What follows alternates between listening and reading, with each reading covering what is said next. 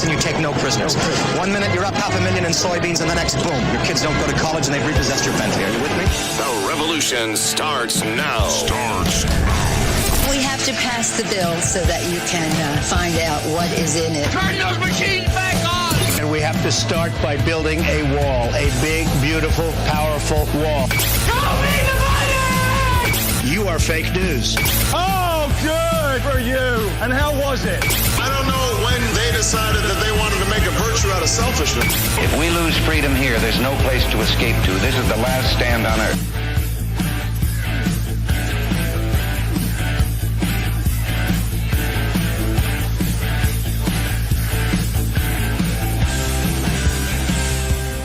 But with that, we'll go live here on Lake Effect Radio. Hello, Corry Michaels. Hey, guys. How's it going? It's going good. I feel super, super happy to be here. Especially on this nice sort of warm day? It actually is. Like, have you been outside? The weather's really, really nice. I think when I get home, I'm going to walk my new puppy and my old puppy. Just do it before 2. Why? Was it 2 or 3 that they said the rain's going to start till like 7? Oh, something? So this is probably like the best day of my life then. So I get to enjoy the rain, exercise, and then I mean enjoy the sun and exercise, and then I get rain. Yeah. So yeah, this is the I perfect day for me. sort of overheard the weather when I was walking out the door. They're saying 3 to 7 high winds, rain stuff. I'm okay with that. So I am totally okay with that. And So you don't wait on walking the dog. Do that first. No. I'm gonna do that first. I'm gonna do that to just decompress. And I need to exercise. And then I'm gonna go take a nap. I went to bed at 3:00 this morning, and then I got up at 5 to go to work. Because when you're an independent artist, you have to have regular day jobs for a little bit. True. So and then I came here. So after this, and I walk my dog, I feel like my body will be like, okay, it's time to go sit down somewhere. And that's when the rain will start, which will like set me into a relaxation. It's perfect. Very nice. Very nice. But and now we're going to get into you. All right. Pause. Oh, not necessarily. I'm going to first somewhat start. How would you describe yourself? What's your music? What are you all about? My music, I would say it's pop, but it's really just like honesty. I would say like, if I could throw it into a genre, it would probably be pop. But I base my songwriting and my melodies off of just honesty and emotion. So if I'm feeling happy, that's the kind of content that I'll create. When I'm feeling emotional, moody, when I'm going through something, that's the kind of content that I will create. It's based off of my life and the things that are happening around me, the things that I'm inspired by. So I don't want to necessarily box myself in, but if I had to just like pick a genre, put a label on, I definitely do pop music. And I just love pop music, so that would be fitting. I could see that after listening before when we're shooting emails. I could see that, because that's even at first I even questioned myself of how would you put it in a genre. So what would you, I think it's always really interesting just to get with other people. What would they put it as? Because it's not like just like your cookie cut or something, you know what I mean? But it's actually like it's good enough to stand up to those things. Yeah. That's me at first. I was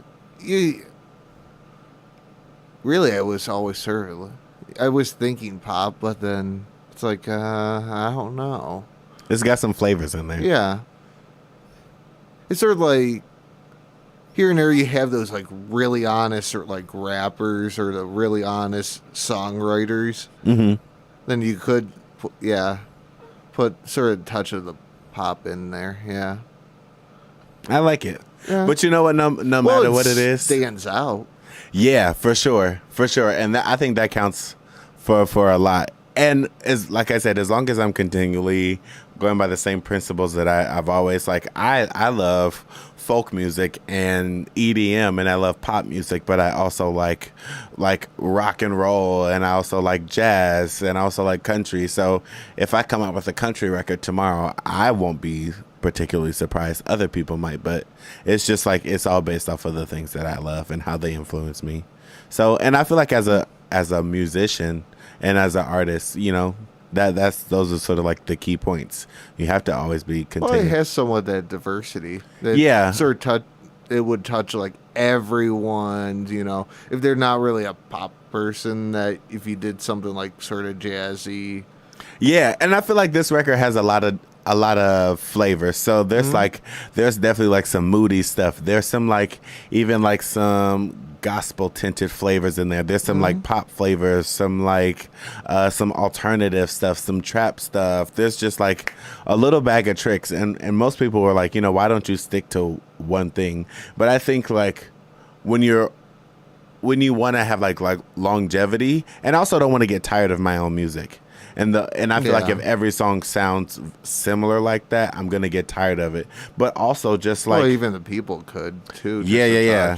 100%. And it's just like sort of like what happened. I can't really, I don't ever try to force myself to create content, because I feel like people won't believe me when I do that, because I don't believe myself when I do that. So it's like I'm just making the music that I think it will be something that people will want to hear, and most importantly, what I want to hear. Very valid. I can see that. I do like that. We were really on a good rant on that. Yeah. Or I necessarily shouldn't say rant. You're okay. I guess. That phone. I know. I've been through so much stuff with this phone. It's tragic, and I just got it, and I already cracked the screen. Ouch. It's because I can't find a freaking phone case. Like, there's no like really good phone cases for the phone that I got. But it's not like a cheap phone. It's just not like a Samsung or an iPhone. And if you don't have a Samsung or an iPhone, apparently your phone doesn't matter in this America. So I'm out here struggling on Amazon, and they're giving me crappy phone cases, and I can't deal. And then I just breeze through life and don't get one. And now I'm suffering. Yeah. This is my life. That sucks. The life of, I feel like every college kid can understand that. A broken phone or phone problems. Yeah, just like me, this is like 3 years old. And every once in a while, every like 2 weeks, have to restart it, or 3. Yep. I understand. Mine was like, I filled up 64 gigabytes of data, and my phone basically was like, you have no more functionality on your phone until you delete stuff. And I'm That's like, where I'm at. Like, why would you do that to me? Why would I? What is going on with you? Like, didn't I pay for you? How are you controlling me? Yeah, that's 16. And I'm like right there, like either like tail end of 14, 15. Then I have to run a cleaner every so often. No, or I was restart at 64. Like, it told me like I would pull up Instagram, and then it would shut it back down and say that you can't use this. And then I couldn't send text messages. I couldn't like add notes in my phone. And I'm always like consistently writing, so I might not write like a whole song, but I might like get like a little phrase, and I'm like, okay, I need to capture that, because if you don't keep it, you're definitely gonna lose it. So it's like I might go into my phone and instantly write a note, and there was like, nope, you can't make any notes until you delete something. And I'm like, are you freaking kidding me right now? Like, I can't do anything. So basically, all I could do was call people. Which is, I mean, in theory, that was probably like sort of a blessing in disguise. I didn't need the headache of being on a phone anymore. I've been on the phone for the last 2.5 months. Just every day. So I guess it was sort of like a little blessing. I guess I can take it. Mine sort of picks up like during the semesters. Well, that I've been on so being on tour, and then just having to like, when I contact my band, what I'm saying, getting whenever we're doing stuff, so organizing with the venue, then having like a regular job, and then just everything that goes along with that. So it's just like I'm always on the phone or on a computer or in some emails or something like that, always doing something. But don't get me wrong, it sounds like I'm complaining, but I thoroughly enjoy it. It just takes it takes a lot of energy. Every once in a while, it has that time that you just want to turn it off and go. Yeah, and it's because it's like my first big time. Like, I've been wanting to do this since I was a little kid, and then just to be able to like say that as a 21-year-old that I put together my own tour. Like, I don't have a manager. I don't have like a team of people working behind me. Like, this is me. This is what I've been started this of August of last year. and I booked like a couple of dates, and then I had some like dry time.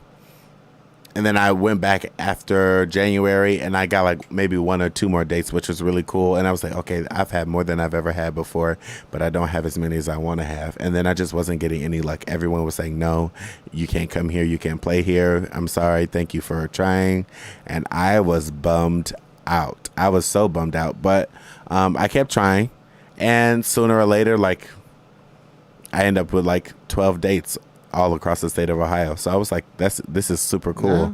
So I had to, just doing all of that, it definitely takes a lot of energy and a lot of effort. And it's not that I don't love it. It's just that I wasn't used to it. You know what I mean? Like you have to, that's like training your body for a marathon. You know what I mean? Like after you run that marathon, your body's gonna be like, okay, we might need to like sit down for just a couple of seconds, catch my breath, get some water, get some food, like rejuvenate, and then we're ready to go again. That's where I feel like I'm at right now. So like these last couple of dates, I'm super excited for because I'm playing at the B-side, which is right up underneath the grog shop. And that is literally where I started. Like, and I tell you, I used to work the door there when I was like 17 years old, like coming out of, I was like high school, going to my job, and then after I get off at 9 o'clock, I'm running to Coventry to work the door at the B-side, and then I'm there till like 2 a.m. Then I get up at 6 a.m. to go back to school, and then like I'm working all these like little side hustles, and I'm just meeting different people and experiencing life in a different way. So it's not that uncommon. It's just like it's some work, man. They people think that it's all fun and games and it's parties, but like.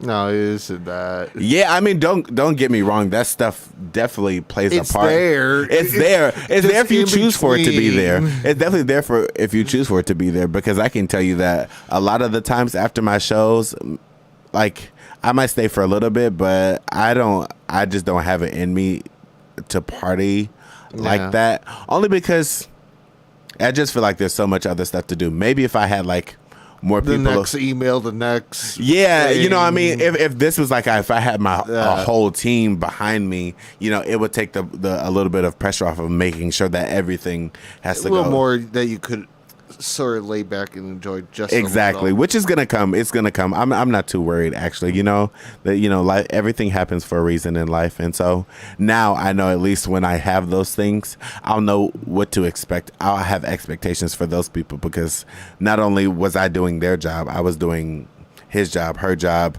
their job, and my job. So it's like, I will have the knowledge, and I think that's a beautiful thing. Like, I don't know how big of a fan you are of Beyonce, but I know it's okay. It's sort of. Am I going to say I'm completely in like love or oh my God, Beyonce, no. Sort of up, but not that. But I mean, this is just like a relevant point. There's a video of her singing whatever song, and basically like. Apparently her outfit was supposed to glow up and the lights were still on the stage. And she knew like, oh, there you are. I see you over there. You didn't cut off your light. You're fired. But she said this in the middle of a concert because she knows their job. She knows her dancer's job. She knows the job of her suit and what she was supposed to be doing. And she can tell which of those parts wasn't working because she had done that stuff before. So that's sort of like the mindset. It's not to punish people, but just to say like, oh, you know what? I'm conscious of all the things that my team needs to do and how it needs to happen. And that way we can move forward as a unit. And then we're all, we can keep each other accountable. That's important. Accountability is always important when you're working as a team. Very true. But do you want to run to one of your tracks? Yeah. You have a choice of what one. Oh, actually, I am going to throw you a letter. I'm going to throw you one of 2 letters, and then you can and you pick that letter, and then that will be the track. Okay. So we're going to do B or P? B. B? Yeah. Okay, so... That is track 2? Yeah. I was thinking that. So here we go. Okay. Do you want me to introduce it? Oh, yeah. So this first song that we're going to play is actually the the title of my tour, which is called the Black and Blue Tour. Like I said, I'm going to be playing at the B-side on Tuesday, September 25th. Doors are at 9. Show is at 10. Admission is $5, 21 and up. Come out and enjoy yourself. There'll be $5 drink specials, good food, good people, good times, good music, and all for a really good cause. And it's going to be my 22nd birthday, so that's going to be fun. That's a good way. You know what I mean? It's a good way to end my tour. It's a good way to celebrate your birthday. It's like a little twofer. Memorable. Definitely. Yeah, this song is called Black and Blue.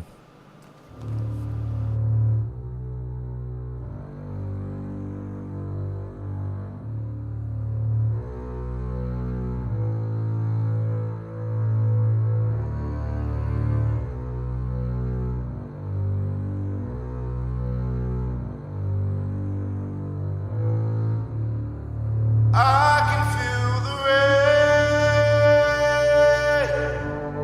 rain. It's calling out for me. I can feel the pain taking parts of me. Why is it true? What did I do to feel black and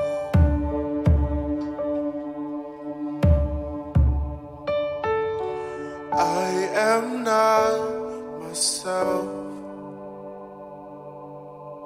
Looking here at me.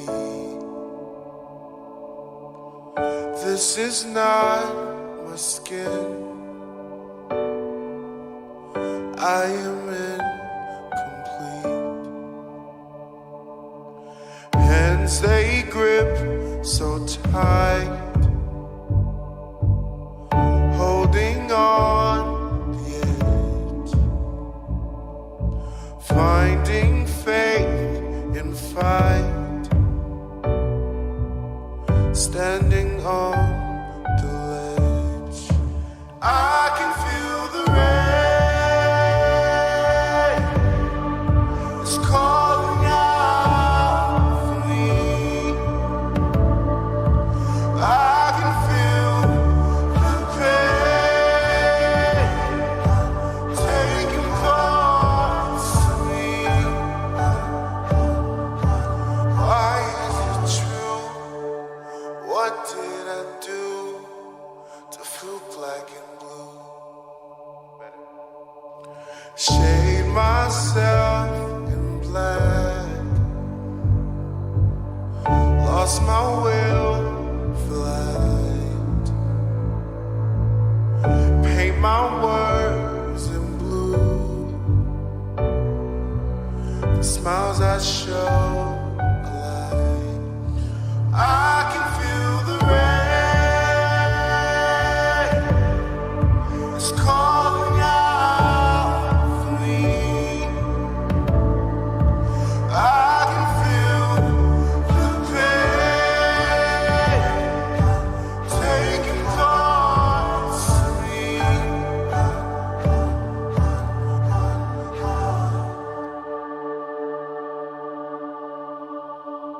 Why is it true? What did I do to feel black and blue? Why is it true? What did I do to feel black and blue? Why is it true? What did I do to feel black and blue?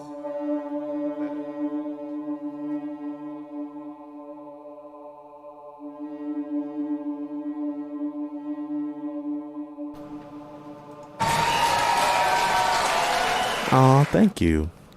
You like how we had the most smallest little crowd in here? Yes, I love it. Everyone appreciates it. I love the little vibe. You know what I mean? We got to stick together. True. But the fun, because actually going back to like a few points you sort of threw in, that was going to go ask, where was the inspiration that said, hey, I want to go and do music, become, that musician, and who helped you along that road? I guess my response to that is, how far back do you want to take me? Should I go? Are we just talking about like this record, or are we talking about in general? That first got you started into it, saying, I want to do this. So I've been doing music since I was like 8. I've been doing music since I was like 8 years old. I started playing the piano at 8. I started writing songs at 9. So I've been doing this for a long time, and like I said, I'm about to turn 22. But I think my first single that I ever released, that probably was a really big catalyst in it in 2013. So in 2012, I moved back from Nashville, Tennessee. I lived there for 8 years. And I was in my freshman year of high school. And I was just like connecting with the Cleveland scene. And, you know, you find somebody who has a studio, and you get a beat from some random producer and you write a song to it. And then I ended up writing that song, and it was something completely different than what people expected, and it ended up getting like a lot of views. And that I knew, like, when people started like connecting with it, and then they just didn't think I was crap. I mean, there were a lot of people who like laughed at me, but there were also people who didn't think I was crap. And then I knew what I was fighting for. So you just get to a point where it's like, you know what, am I gonna do this or am I not? At what point am I gonna give this a chance? And if you love it enough, you'll give it the opportunity you think it deserves. And I haven't stopped falling in love with it ever since. So here I am. Oh, especially if you had that passion and all that, it's not work. No. And it's always fun to see it come to fruition. Just like the idea that I have a record like that's a physical copy, like you can touch it, like you can pick it up, or just like, or you could turn it on here. Yeah, or just having a song and someone asking who is singing that. Like if you just played it randomly and this song is nice. Who is this? And then to be able to say, oh yeah, like I did this. Like there's a little bit of pride and there's a lot of love in there. And so anytime that I can connect with people, and that's also just like my way of connecting with people. You know what I mean? People who I might have ever see their face or hear their voice, they'll be able to connect with me through these lyrics, through the emotive expression that I give off, or through the just like the beat or whatever. However they connect with it, the fact that I'm a part of it is pretty cool to me. Very good. Now I'm going to somewhat be a little bit evil out of your own work. 3 songs that would be the best that say, this is me, this is what I can do. I know I had that person. I feel like I don't have I'm just like developing those songs. So I don't have necessarily like a large amount of content out. I'm very, very particular with that kind of stuff. I'm a bit of a perfectionist. But I feel like Die to Me, which is the name of this EP, is sort of a Polaroid in time. So it doesn't necessarily like have that song that's like, oh, this is like a Corry Michaels vibe. But I am, as soon as I'm finished with the tour, I'm getting back into the studio, and I've already I was in the studio for a good portion of this year, and I mean, like basically maybe like November to like March or April. And I got a nice chunk of songs, maybe like 30 songs or something like that. Sheesh. Didn't expect that to come out of your mouth. What do you mean? 30 songs. I told you I love what I do, man. I sort of like... You know, I was expecting like 15 and Well, like, so when I did this record, I felt like I didn't do enough songs. I didn't have enough songs to choose from. Not that I'm not proud of this record, and it has like a very cohesive flow, but I just wanted to create. After this record, I was just obsessed with the creation process. And then I got a new DAW, which is like a program that you run, that you create your music. I got Ableton. So I was learning how to produce and not just songwrite. So it was like a whole new experience for me. And that's how I end up with so many songs. So some of those are like trials and errors, or some of those are just like ideas. And then how it works is I will, like, if I like a song enough, I will, pull it from Ableton and I'll put it on my SoundCloud, and then I'll just keep listening to it, and I'll create like this playlist. And so, if I get a song that I like more than these other 10 songs, one of those songs will go out, and then I'll have, one new song in a 10-track playlist. And so that's sort of like me running the process of like creating an album, which is what I'm going to do, what I am doing right now as well. That's why I was going to go into the songwriting process. Yeah. Songwriting is so much fun for me. I think that's like pretty coincidental that you think of this. It's like my 1, 2, and 3. So it's like songwriting would be first, singing would be second, and I think piano would be third. Which is funny because I started piano first, but when I stopped taking lessons, I think I screwed myself a little bit. Maybe if I sat down and concentrated and actually just like got back control of like moving my fingers and reading sheet music a little bit better, like sight reading and things like that. Just like, working out my muscle and working out that muscle. Yeah, basically. Yeah. I would get good, but I stopped. But I think it served its purpose. I'm at a point where, I know every note on the piano, I know how to write chords. I know how to write a song. So it's not like I'm incompetent. I'm just not, Mozart. Yeah. Or Bach. Well, you'll have to be that. As long as you could do it and it sounds good and professional. Matter. Yeah. Doesn't matter. Top of the morning. So. Yeah. That's all that matters in the long run. So speaking a little bit of touring. Okay. Going to go, if you had a dream place in Ohio to play at, where would that place be at? The Q. Q? Totally the Q. I like a big dream of mine is to play like arenas. Mm-hmm. So, and I'll even show you some footage of just like of some of the shows on that I've done so far. I feel like it fits so well. Mm-hmm. Like I have like sort of like an arena vibe sound. And then when I could see that. And then when I pair it with the band, and they help bring the music to life, I could totally, yeah. It's musicality wise, I could totally fill an arena. Fan wise, we just need a little bit of work, but we can do it. Yeah, it'll come. It's progress. 100%. But I could totally the Q. Nice. Yeah, I will rock it out.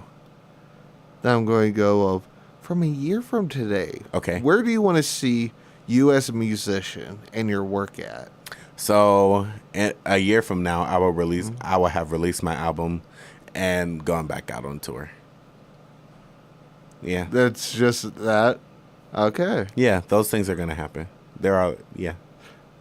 Nice. I mean, at this point, now that I've done my first one and I have my own first record, it's like I can do this now. It's sort of that trial of error or the thing that says, "Hey, I could do it." Or it's just like it's not so scary anymore. Like fear has a way of like taking control of you and preventing you from doing things that you want to do. But it's like I've already made a record. That's not scary to me anymore. I've already gone on tour. I want to do a bigger tour now. That's not scary to me anymore. So it's basically applying all the things that I've learned this round and then, chiseling away at the stone to make it a perfect masterpiece. That's very funny. Thinking back to Mozart and that, good pun on that. Thank you, sir. This is what I do. This is it all links together in that? 100%. Everything. God, that was good. Too bad that wasn't planned. I know. But I think it's better that it wasn't planned. That just told you what kind of person I am. Very true. Yeah. You want to go to another track? Yeah. I think we should do Painkillers. I think they will really vibe with Painkillers. Painkillers is probably the most like not radio friendly, but radio friendly song. Only because, in your top 40 people sort of like have a play on drugs and all of that. So I was going through like a really big dark time in my life. And sometimes when you're going through some dark stuff, you experiment with some stuff. And as you can tell by the title, it explains itself. So this is Painkillers. Heaven and earth meet when I'm here. I lose myself, I lose my fears.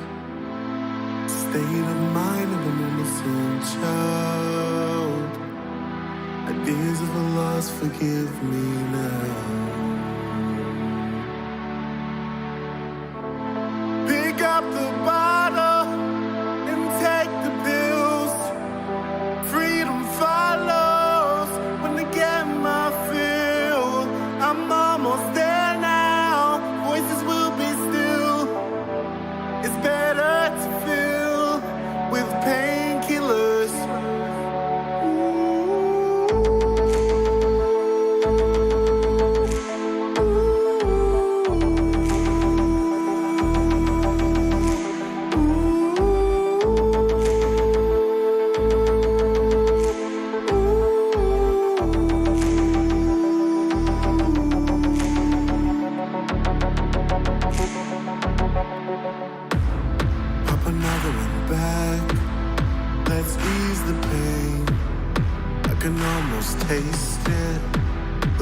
out to gain is at my feet now.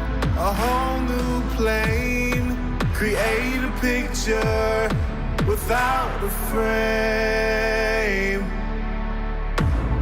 Pick up the bottle and take the pills. Freedom follows when I get my fill. I'm almost there now. Voices will be still. It's better to fill with painkillers.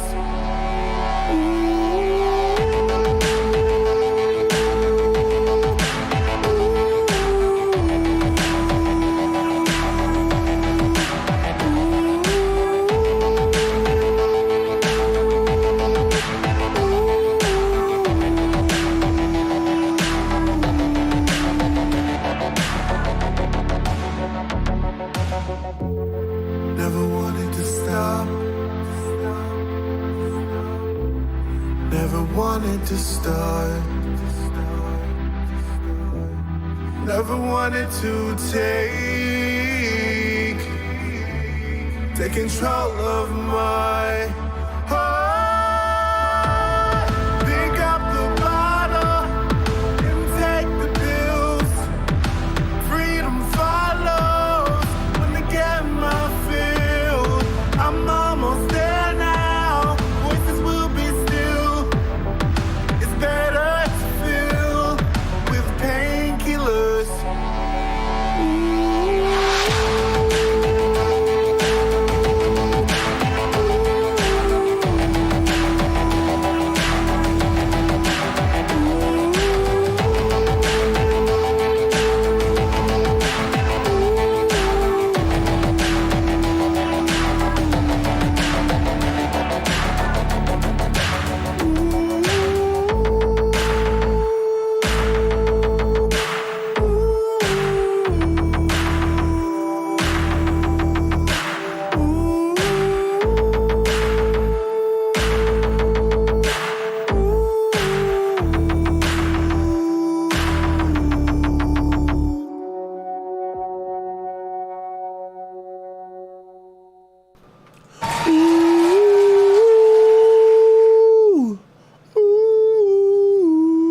That's pretty dead on.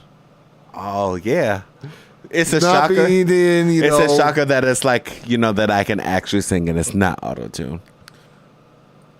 Well, the other thing that it's not, nice padded studio, all that stuff in here. Yeah, that's true too. That's the other part. That's sort of impressive alone. Yes, It's somewhat different environment. Yeah, but you still get the same vibe. Mm-hmm. You definitely still get the same vibe. I'm very proud of that song. I've actually grown to love that song so much just from performing it live, because it's one of those songs that you just like. It's like a little jig that you can just get. I love it. I love it a lot. It's true. Because that's the funny. So I was actually going to go say, out of the album right now, that number one song that would be best describe it. Would you go with that? You think Painkillers would be like my number one? In a way. I think it's between Painkillers and Gone. Gone has like that tropical vibe. It's very summery, but Painkillers has a little bit of edge to it. So it just depends on the listener, It definitely depends on the listener, but they're super incredible. And I work with two great people. I worked with a guy named Ross Neubauer on Painkillers. Okay. And then I worked with him and another guy named Ken Bell on Gone. And so they were just like really good experiences to make good songs. That song was actually, it started out on piano. It sounded like a Bon Iver record. And so it was like super moody and slow, and like it was like, ooh. It was like really like wavy and stuff like that. And then when we got in the studio and we just started like playing around with sounds and stuff like that, it just ended up getting a lot dancier, which I'm very happy with how the record turned out. Nice. I do like it. But if people want to check you out, Or check out where your music's at. Yeah. Where should it go? So you can definitely follow me on all social media at IAMCORRYMICHAELS. And that's IAMCORRY. 2 R's, because 1 R is boring. I'm not boring. And you Y. Yeah. MICHAELS. I am Corry Michaels, and then Corry Michaels on Facebook. And then you make sure you check out my stuff on YouTube and definitely SoundCloud. You can get this whole record, and you might even get it for free if you say it nicely. So there's always that. Nice. I like how you did that. That was fitting. But I'll going to somewhat go back a little bit to a tour. Okay. So what would be that dream tour of you would say I accomplished a lot? I don't know. You know what? I'm at a point right now. It's not so much of the things that I accomplished, but the fact that I'm doing them.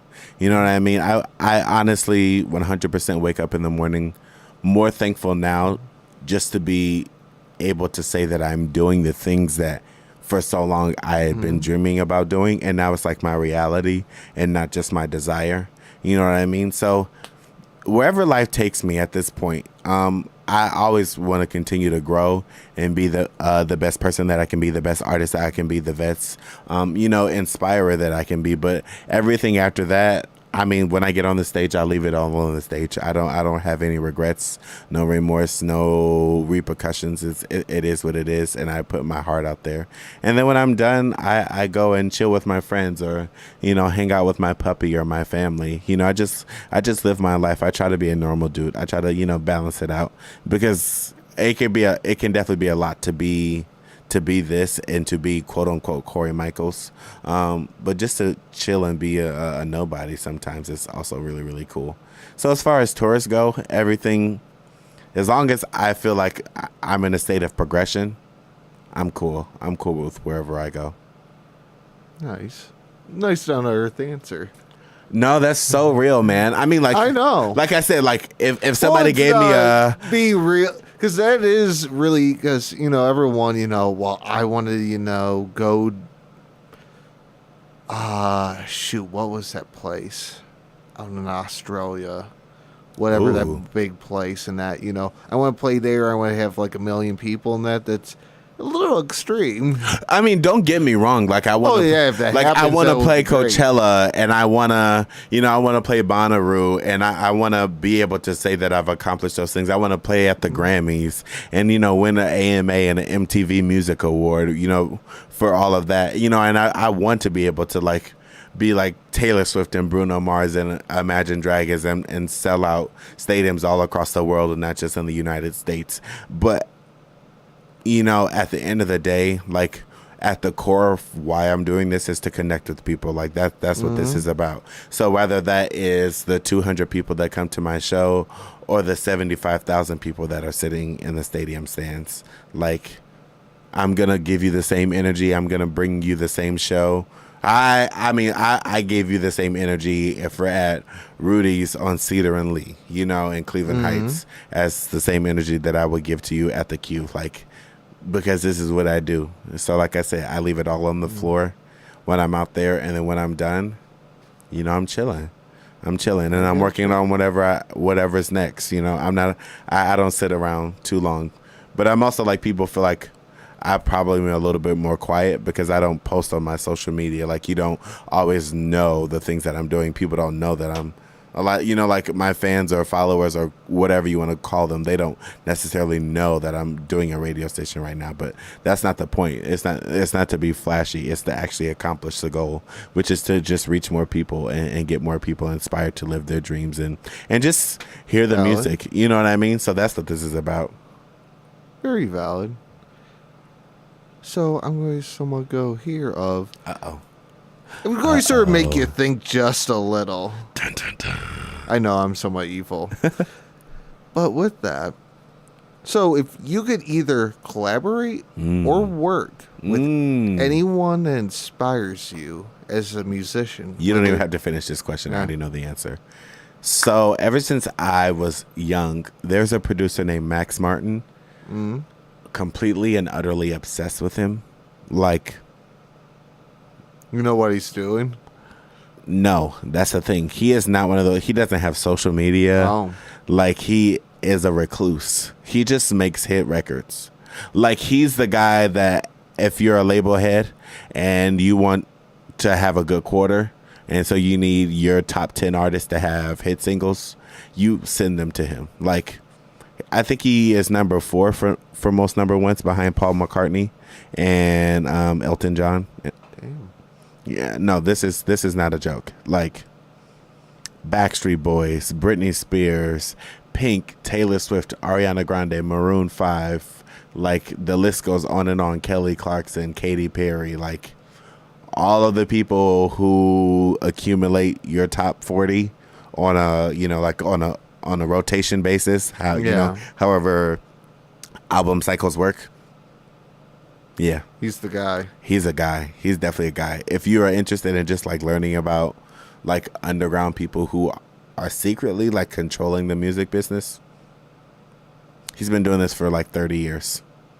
Jeez. Ever since like 1990, and it's about to be 2020 in 2 years. So it's like 28 years. So to think to have, you know, however many number one singles, 25, 26 number one singles over the course of that time, I think that's a great accomplishment to have. Yeah, that's something you to can't aspire complain to, on that. And then to actually be able to like say that I can live a normal life, because nobody knows where he lives or what his regular life is like. They just know that he makes hit records. Wow, that's pretty cool. That. Yeah, that would be a cool resume thing. I mean, and like, I've just heard from all of the people who's worked with, you know, people like talk about them, artists talk about him in their interviews, and they just say he's a cool person and he will challenge you. You know what I mean? He's a perfectionist. And so I automatically relate to all of those things as someone who's a perfectionist. And I'm always looking to challenge myself, you know, stretch myself in just a little bit further, just to see what I can do, what I'm capable of doing. And it's like a muscle, you know, like when you work out, okay, today I'm going to do 4 deadlifts, and then tomorrow I'm going to do 6 just to try it, to see if my body will allow me to go there. You know what I mean? So just like, I enjoy stuff like that. That's how you always are continually, you know, pushing yourself to be a better person and a better artist and all of those things. So if that's something that people go to him for, you know, I'm down with that. I'm here to grow. Nice. Now I'm going to challenge you with this. If it's one artist that you could either collaborate or play with on stage, who would it be? Do they have to be alive? No. This is a hard question. I know. This is a really, really hard question, because I have like 3 people off the top of my head that I want to say. Then do the 3. I'll let you have it. Definitely Kanye West. Okay. I would love to just like sit down in the studio and make something with Kanye West. I think that could be really, really dope production-wise. I can see that. Max Martin, obviously. And then, like I said, Beyonce. Like Beyonce or Bruno Mars. I think they're pretty similar in caliber. I feel like Beyonce might be just a little bit ahead.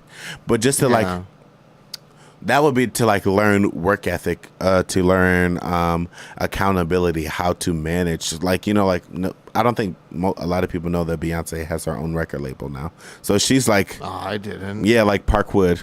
That's like her thing. So, you know, like she might distribute through Columbia, which is like the top of the, you know, they're a part of it, but she definitely has her own imprint. So I think that's pretty cool. Like to know things about that, to say, you know, when you're 21, what are things that you should not worry so much about? What are things that you should worry about that are going to help you in the future? You know, as someone who's been in the business since, you know, what, 13, 12, something like that. You know, I'm definitely sure that she could probably teach me a lot of things, and just how to protect myself, how to, you know, tell when people are honest with you and tell when people are trying to bullshit you, because in this business, people will try to take advantage of you very, very quickly. It's true.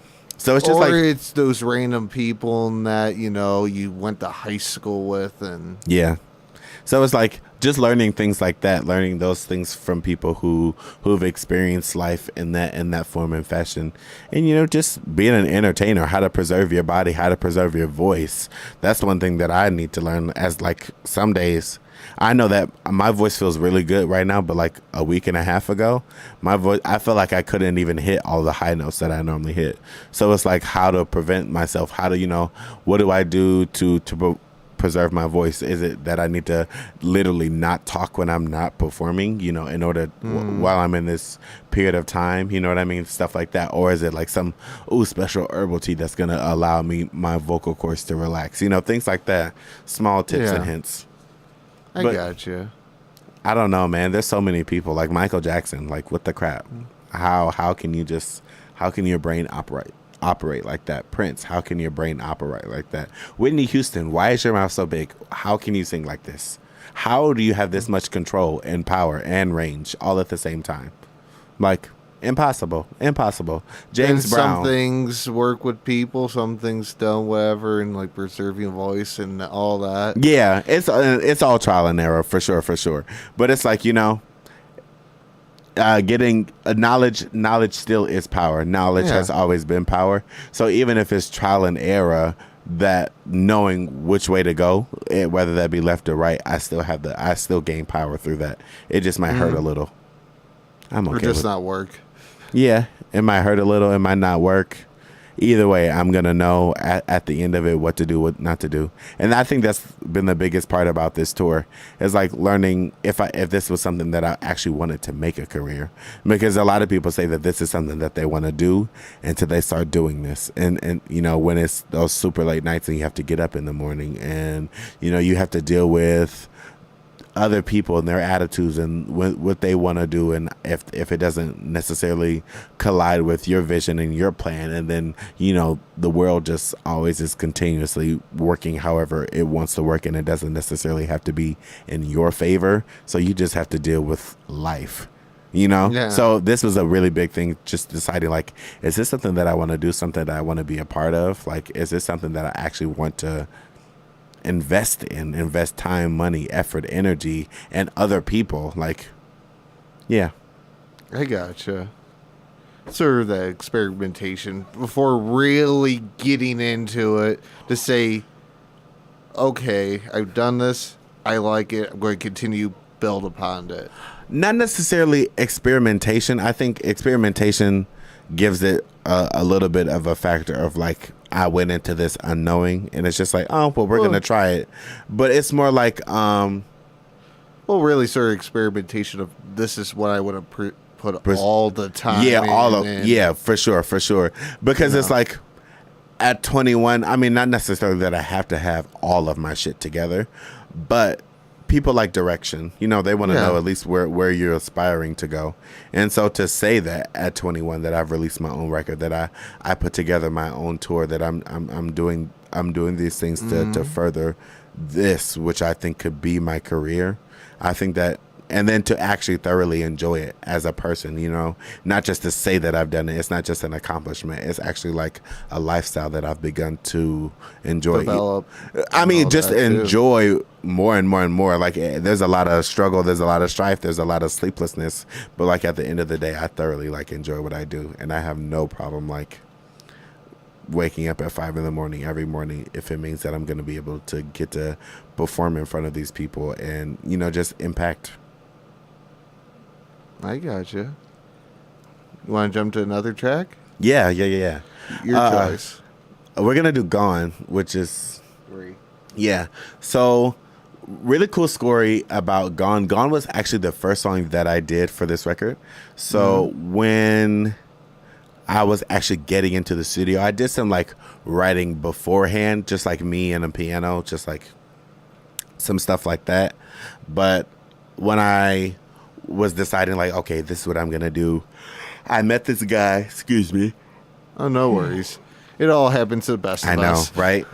I met this guy named Ken Bell, and he was like, you know, we're gonna get into the studio together.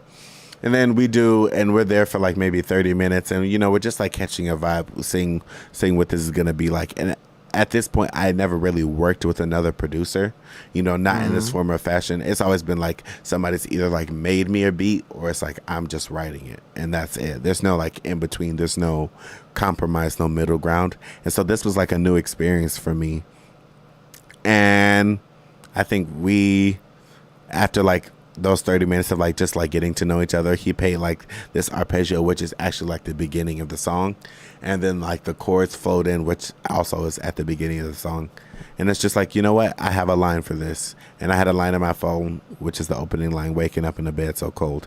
And I was like, okay, this feels like this goes with this song. And then I like vomited out the whole song in like 15 minutes, which is super, super cool, which like, it just let me know that like for that time and place, like I was supposed to be in that moment. I was supposed to write that song with him. I was supposed to be feeling those things. You know, it was just like one of those moments where fruition definitely came through. So this is gone. Very true.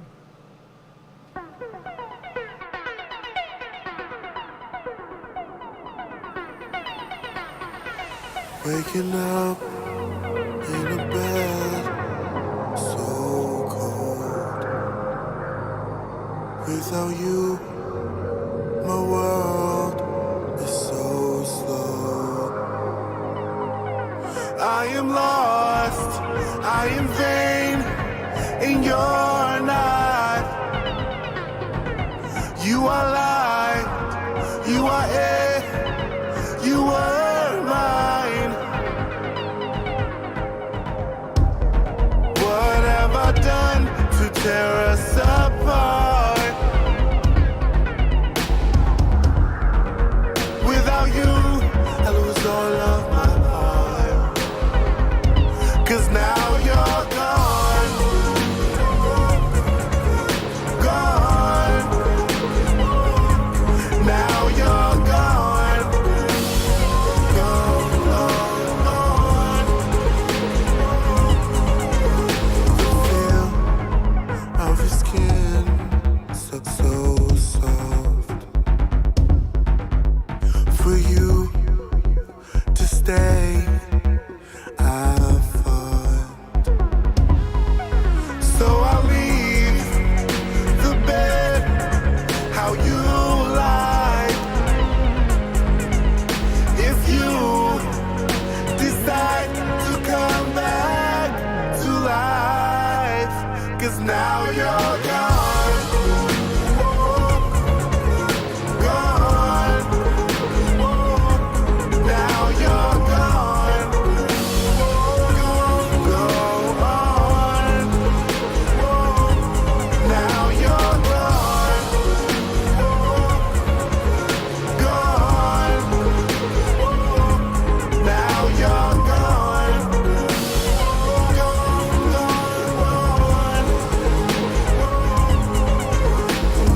I fall hard, breaking bones, displaying scars, trying for your sympathy.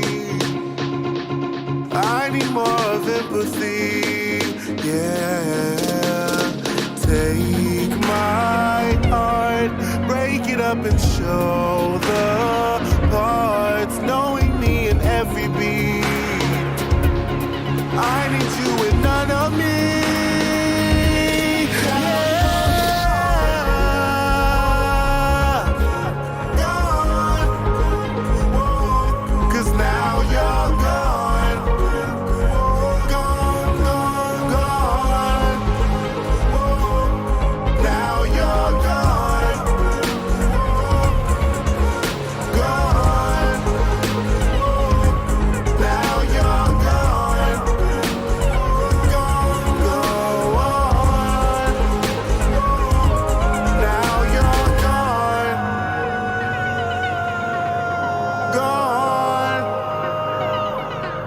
Now you're gone,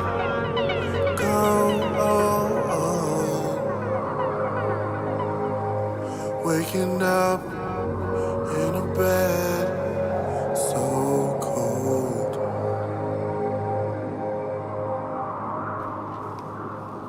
Very nice.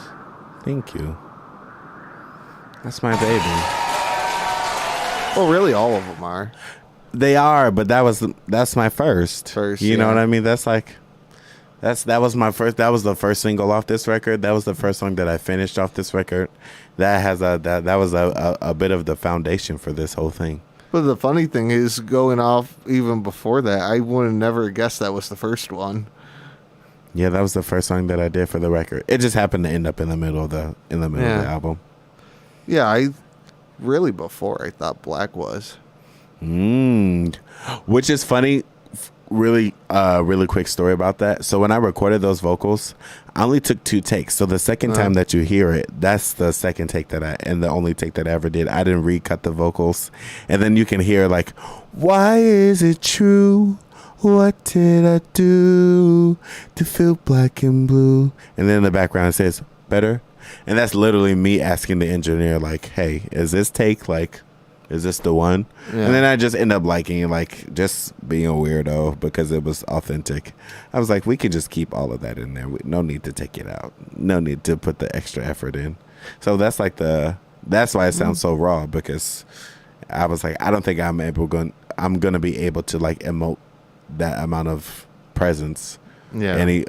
I can't force that. And I feel like I would be trying to force it if it's like, recutting vocals and doing it at different times, because when I wrote it, I was like, that was like all in the moment. So that's a pretty cool thing about that song. Yeah, you proved me wrong. What do you mean? That's what I thought. That was the first one. No, that was like the third. That was like the third song. Damn. It's okay. Life. It happens. Life. I was somewhat used to it because, every once in a while, like the first song's not always that first song for the album or anything. Yeah. And you sit there and sort of think of it. I feel like I think it's definitely cohesive though. I don't ever want anything to feel like, oh, you can tell like, or like I've experienced like having quality difference. Like I'll have a really good quality track and then I'll have a bad quality track and they'll end up close to each other, and it's like you can tell that, or even just like looking back at like the first singles that I ever put out, the way that my voice sounds, like how much more control I have, my range got better, like I'm able to hit higher notes now, so it's like, and even lower notes too, but just hearing the growth, the progression, I think that's also important. That's important, and that's important for people to look for when they want to invest their time and their effort and their energy into people. Like, is this something that you're dedicated about? Is this something that you're passionate about? And are you continuously actually getting better, or is it just talk? Like, what is, the proof is in the pudding. Very Which is valid. a stupid saying. In a way, but it always sticks and you could always relate to it, though. It does. I don't even really like pudding, though. Unless it has, like, crumbled up cookies in it. That's good pudding. Yeah. That is good pudding. Well, that's like down here. They do banana, throw in bananas with it. Then, wafers. Ooh. Into it. Yum. Yeah. It's almost like a banana pudding. Pretty much. But not exactly. But that's okay. It's not the... Am I going to say it's great? But it's definitely... But it's up there. You'll grab a spoon list. if you see it. It's in the top list. Yeah. I do love banana pudding, though. So I definitely love banana pudding. Nice. I didn't expect that one. I do. It's delicious. Okay. Where to go of this? So, in 5 years, where do you want to see yourself? In, like, accomplishments or what you're doing? I don't even know. That's a really hard... I feel like that's a hard question to answer.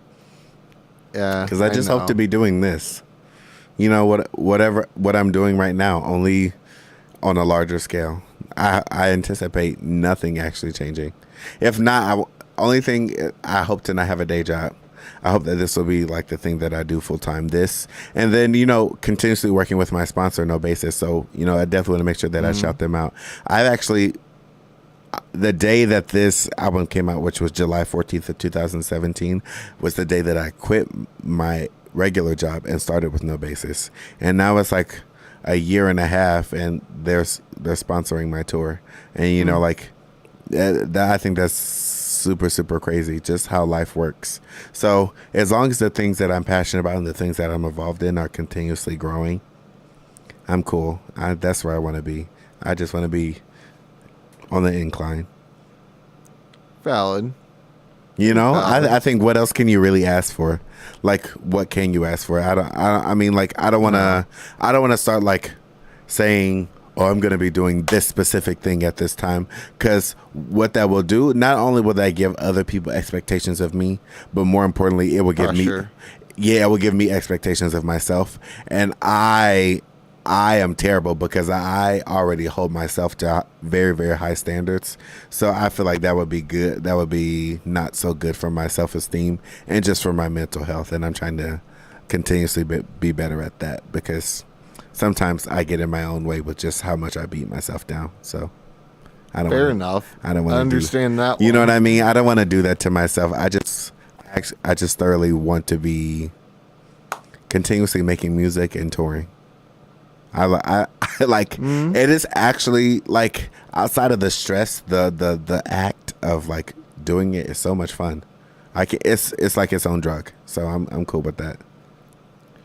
But the one other thing I want to ask, so the art on the front of this. Okay. You developed it? So I did the typography, and I worked with a guy named Joyo. You can follow him at Dream Vision on Instagram. He's a really, really good friend of mine. He's a good graphic designer, a good photographer out of Kent State. So if you guys are looking for someone, but he also does travel, and very, very affordable. So anybody's looking for videography, graphic design, I would definitely hit him up. But I had the idea for the shoot, but I didn't know exactly how it was going to turn out. And then I found this location, and then we just started shooting. And then when I looked back, I saw this photo, and it was perfect. I gotcha. I'm sorry.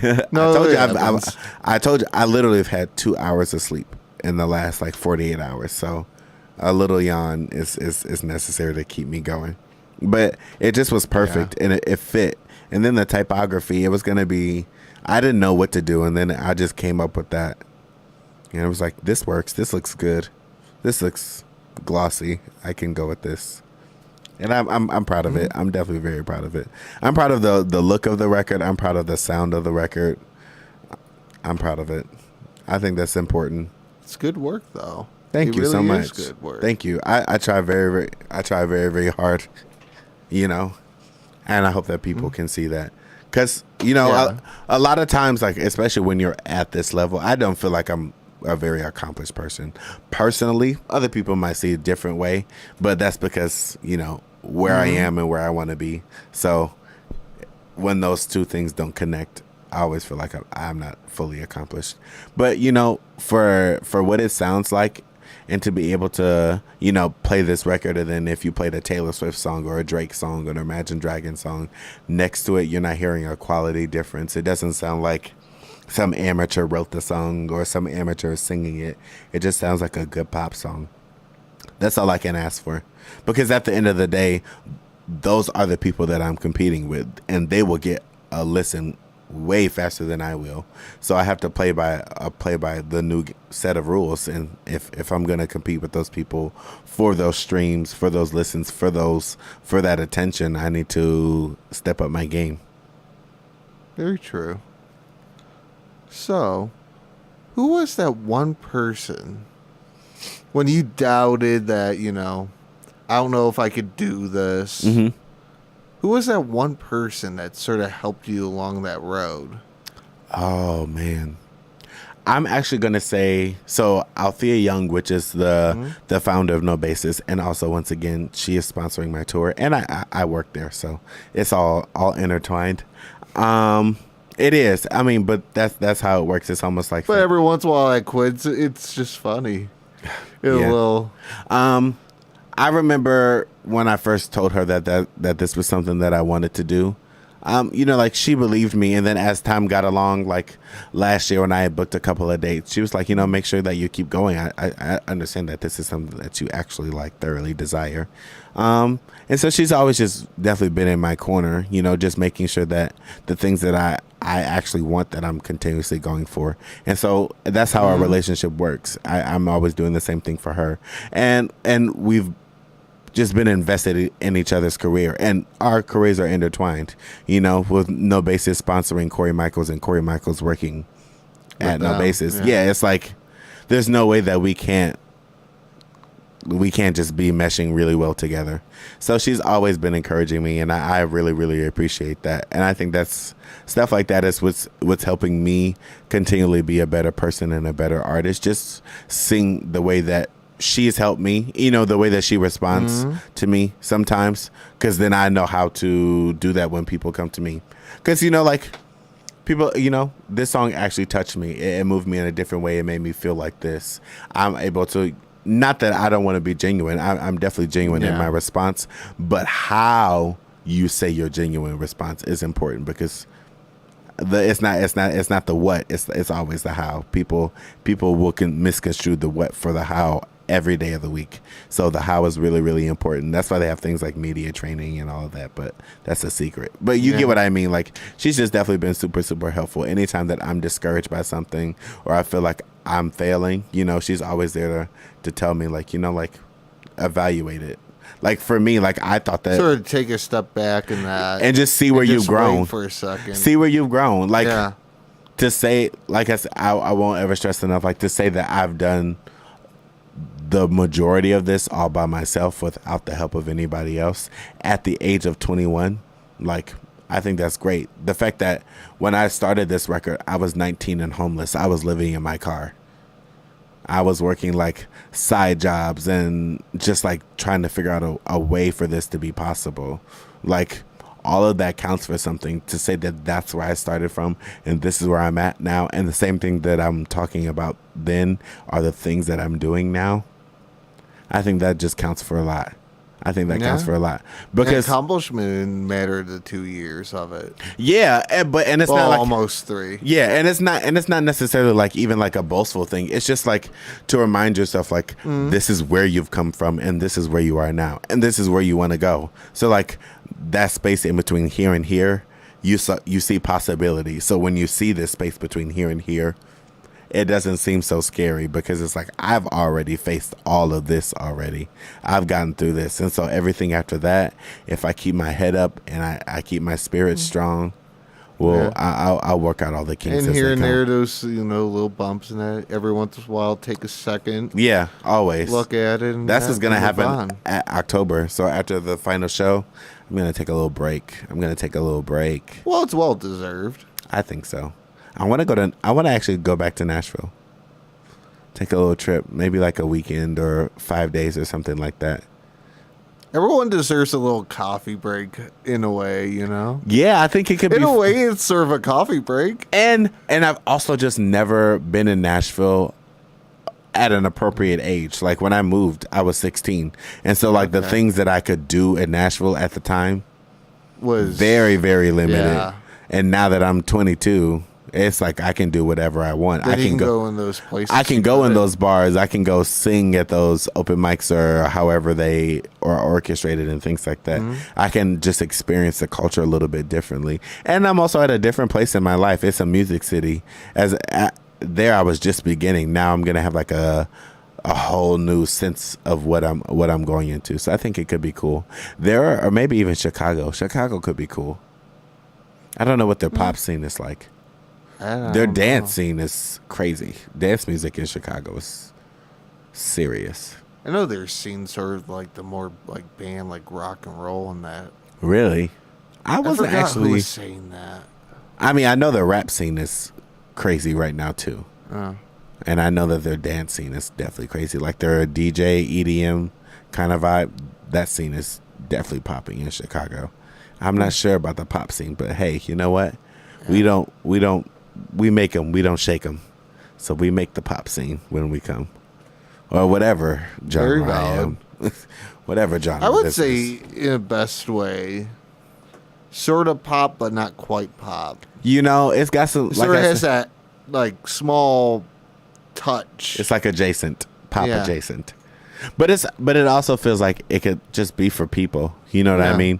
I think that's at the bottom line. As long as everybody feels like they can listen to it, whether if you like rap music, gospel music, pop music, R&B, jazz, country, folk, like you can just listen to the record and say, you know what? I can appreciate this. I can understand the story in it. That's cool for me. You might not vibe with every track personally, you know. Some people aren't gonna like the trappiness of Pray to God, but they will fall in love with like the acoustic vibe of Black and Blue. You know, there's like people who like Lord and things like that alternative kind of darker sound. They're gonna love Pray to God. I mean, they're gonna love Painkillers. And then there are people who just like classic pop, and they're gonna love Gone. You know, so there's literally some, and then there's even those people who just like a little bit obscure stuff. They're gonna like Dead Love. So there's always something for everybody.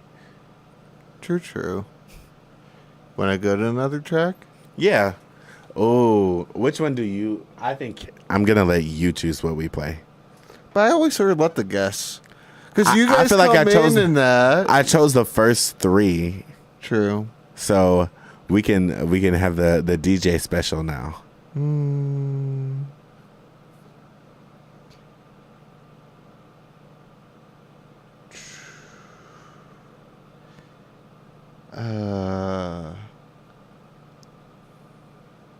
I'm going to go to Pray. Why not? You gonna do Pray? Yeah. Pray to God. Pray to God.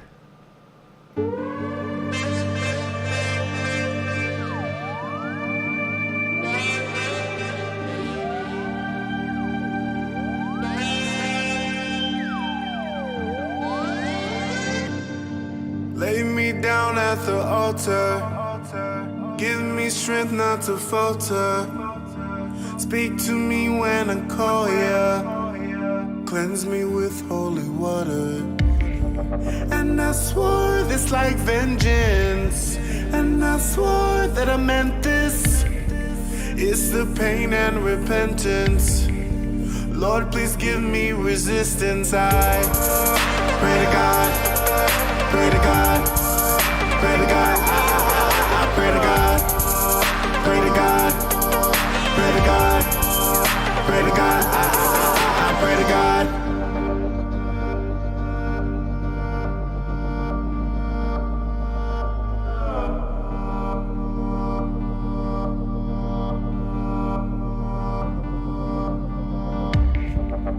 My good heart taken for granted.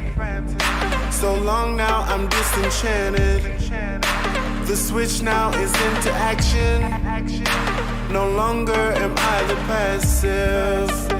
Ready or ready not. The fire, the storm, chaos. Check twice to make sure you're sure you. Even the planes that on the score. I pray to God. Pray to God. Pray to God.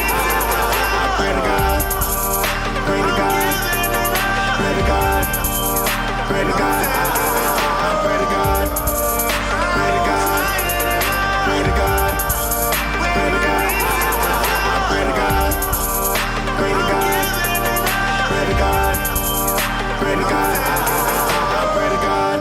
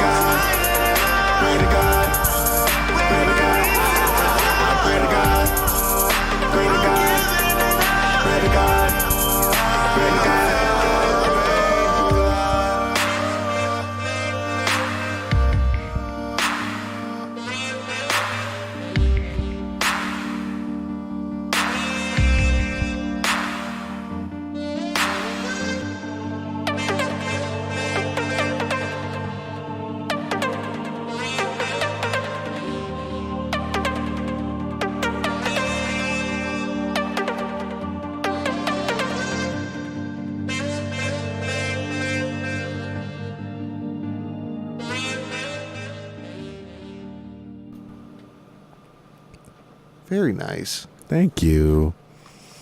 That was the last song that I did for the record. Like, once I heard that in its completion, I knew that I was done. Yeah. I definitely knew that I was done. Definitely, it's the perfect ending of it. I like that.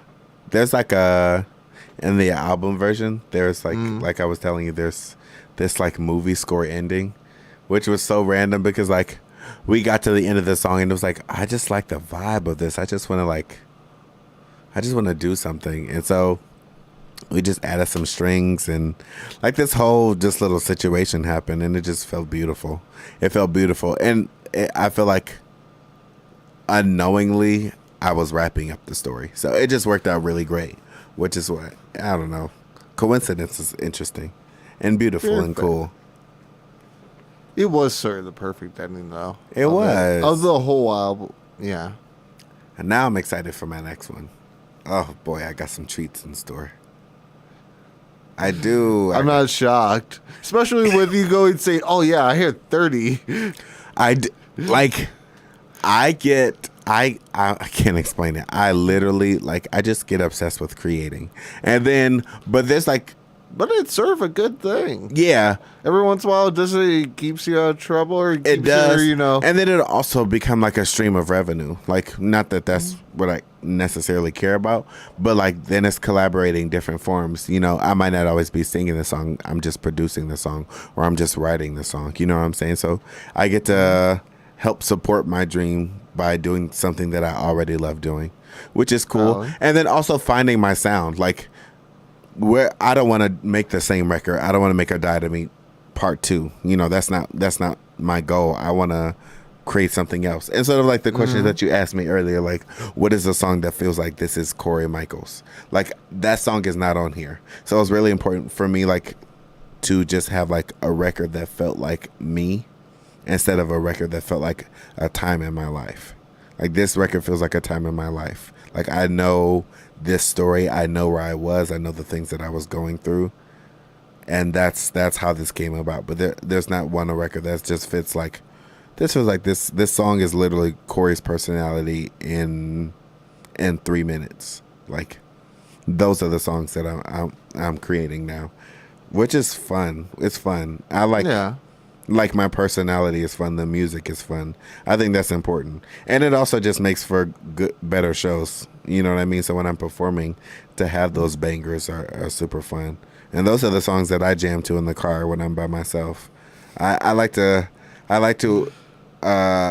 throw a veil over my car and you would actually see probably like a white girl and a Beatle just bopping out to some music.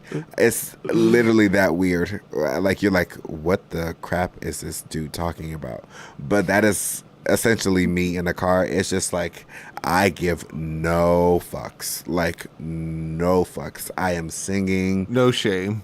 Not even a little bit. Not even a little bit. Like, it's pretty great how fearless I feel like I am in those moments. You know, it's just like the when you're in the seat and the beat is going, you just moving, and the people just like roll up next to you and they're like, okay, is he having a seizure? Like, what is going on with him? Is he okay? Should I call the police or should I call the ambulance? Should I call mental health? Like, who am I contacting for you? But it's just like, I'm just living my best life. And so to have songs like that, I think that's going to be fun. Very true. Now watch. I'm going to make this really, really like different kind of record. Just watch, someone's going to film one of your car segments. Do it. We're going to have like an off-brand carpool karaoke. I am ready for it. James Corden is the truth. I have been watching him since the first one he did with Jennifer Hudson. And I literally do the hello, hello, hello, can I get a I wanna, girl, give me a cheeseburger. Just like, if you go and listen to it, that is verbatim what she says when they're ordering Burger King. I just love that. So carpool karaoke is fine by me. I'm here for it. I gotcha. I'm totally here for it. You might have inspired me now. That's going to give you an idea. You're welcome. That's what I do every once in a Yeah, while. and that's why I said you're welcome instead of I'm welcome. Or I'm giving one of your or friends or somebody an idea. Yeah, somebody out there. We'll find out. Stay it. tuned for that story. I know I should have hit that button. It's okay. No, I like the authenticness of a true vocal. You know, it stands the test of time. That's what I hope to do. Stand the test of time. If I could accomplish one thing, it's to be omnipresent, which is like a super hard goal, but like to just maybe not be. They might not remember my face, but they'll remember the music. They'll remember how it made them feel, and that'll be enough for me. Very true. But I don't have anything else for you. No, that's cool. So, well, with that, do you want to say, where to check you out at? Yeah, for sure. Shows. So, once again, my name is Corry Michaels, and you can follow me on all social media at IAMCORRYMICHAELS. That's IAMCO, 2 R's, not one, because, I'm not boring, and 1 R is boring. Unique. Basically, Y, and then MICHAELS. I am Corry Michaels, and then Corry Michaels on Facebook and things like that. Make sure you check out my latest EP, Die to Me. You can find it on, YouTube and also SoundCloud. And if you go to SoundCloud, you just might get it for free. So everybody loves something a little free. And make sure you guys come and check out the end of my tour. I'm going to be at the B-side in Cleveland Heights, September 25th. Doors at 9, show at 10, covers $5. Drink specials out of the world. Special shout out to my sponsor, Lyrical Rhythms and No Basis. Thank you so much for sponsoring the tour. Make sure you guys check out their fall line, which is dropping, if I'm not mistaken, today is the 20th, so the 21st, which is tomorrow. Or no, today's the 21st. Today's the 21st? Yeah. So either it drops today or tomorrow. I don't want to lie to you, but you can One see or like the other. Yeah, so I mean, within the next 24 hours, somewhere in this period of time, you're gonna be able to buy some pretty cool customizable. I said that was stupid. It happens. But like some really cool happens to me. customizable clothing. They're actually a customizable clothing apparel brand out in Great Northern Mall. That's where the official shop is located. But you can also buy online and customize your own products. That's everything from t-shirts, long sleeves, hoodies, joggers, jackets, tote bags, duffel bags, backpacks, socks, hats. You can, get your shoes colored, like literally from head to toe. You can get some really, really unique stuff, which is why I vibe with them so hard as someone who continuously is trying to make sure that his individuality stands the test of time. A brand like that is so good to be a part of because they allow you to be yourself 100% in every way that you choose to be. So special shout out to No Basis. And come out to that show. I'm actually ending my tour on September 29th at No Basis in Great Northern Mall. So if you want to come see me perform and come see some really cool clothes and maybe get you a pair for a really great deal, come out. Thank you guys. And thank you for coming. Thank you. Cool story, though. Thanks. Cool life story, album story. Not letting you realize I was wrong, but it's okay. a good thing to be wrong. It's not even about being wrong. It's just like how it is, man. It's just how it is. No worries at all. So, appreciate it. Thank you, guys.